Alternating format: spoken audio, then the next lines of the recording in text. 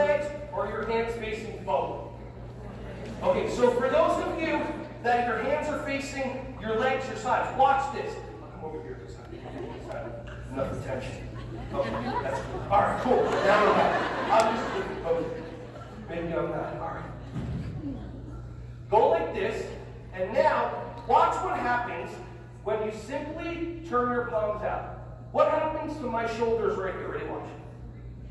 A little bit. So even if you're sitting down, turn your palms forward, back, forward. Have you ever seen one of those people with that like hump in their neck thing, like they're auditioning for Notre Dame, whatever? So we don't want that to happen.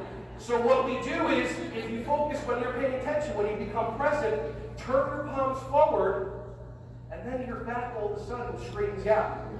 If you want to actually make this into an exercise or something that will benefit you more, squeeze your back muscles together, just like someone put a straw or pencil between your shoulder blades, and then relax. One more time, shake out your arms. Okay, let them drop. Palms forward, squeeze. 5, 4, 3, 2, 1.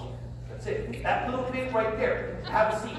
Why do I feel that's super important? Well, how many times have you ever been talking to a parent who's buckling their kids into the child seat, and then what happens?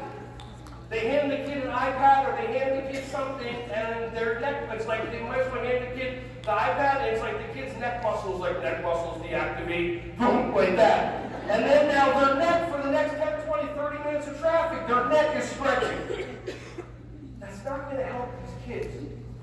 So if you can teach them these so that their necks get stronger, and maybe even tell them when you watch something, hold the screen up higher instead of automatically looking straight down, it makes a huge difference. Does that make sense? Okay.